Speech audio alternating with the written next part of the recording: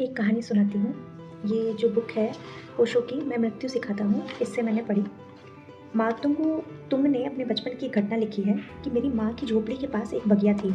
उसने जीवन भर उस बगिया को संभाला था। उसके फूल इतने बड़े और प्यारे होते थे कि दूर-दूर के गाँव के लोग देखने आते थे।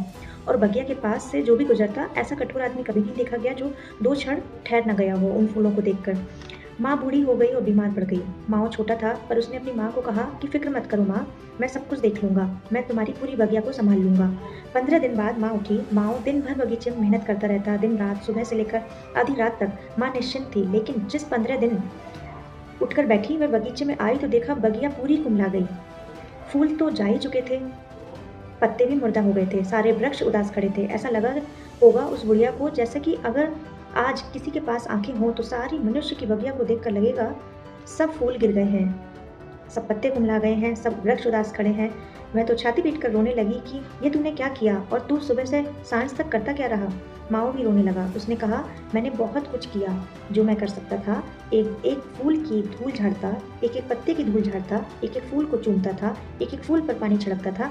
पता नहीं लेकिन क्या हुआ, इतना श्रम और सारे वृक्ष कुम्हला गए। उसकी माँ रोते रोते हंसने लगी। उसने कहा पागल, शायद तुझे पता नहीं कि वृक्षों के प्राण पत्तों और फूलों में नहीं होते। वृक्षों के प्राण जड़ों में होते हैं जो दिखाई नहीं पड़ती। तो फूल और पत्तों को पानी देगा, तो फूल और पत्तों को चूमेगा और प्रेम करेगा, वह सब निरर्थक है। फूल पत्ते की फिक्र ही मत कर। अगर अदृश्य जड़ें शक्तिशाली होती चली जाती हैं तो फूल पत्ते अपने से निकल आते हैं और उनकी चिंता नहीं करनी पड़ती। तो मेरी सारी गृहस्थ योगिनियों के लिए मुझे ऐसा लगता है कि हम एज ए गृहस्थ इतनी सारी चीज़ों पर ध्यान देते हैं, अपने बच्चों पे, अपने हस्बैंड पे, माता पिता पे, सभी पे अपने आप को भूल जाते हैं। मुझे लगता है वो अदृश्य जड़ें हमारी फैमिली की हम हैं। हमें अपने आप पे ध्यान देना चाहिए।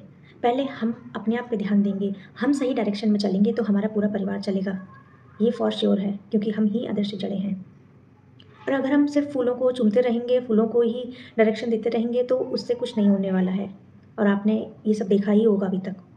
अपने आप पे काम कीजिए, अपनी लाइफ की सही डायरेक्शन चूज़ कीजिए। जब आप अपनी लाइफ की सही डायरेक्शन चूज़ करेंगे, आपकी फैमिली भी उसी डायरेक्शन में मूव हो जाएगी। और डायरेक्शन आपको पता ही है। मत लगिए गॉसिप्स में, मत लगिए पड़ोस की चिट चैट में, मत लगिए किसी और चीज़ में।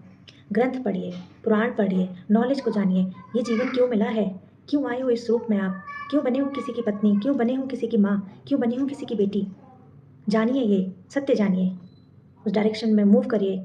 आप हैं जो पूरे फैमिली को, पूरे जंगल को एक डायरेक्शन दे सकती हैं। आगे बढ़िए। Thank you. नमस्कार।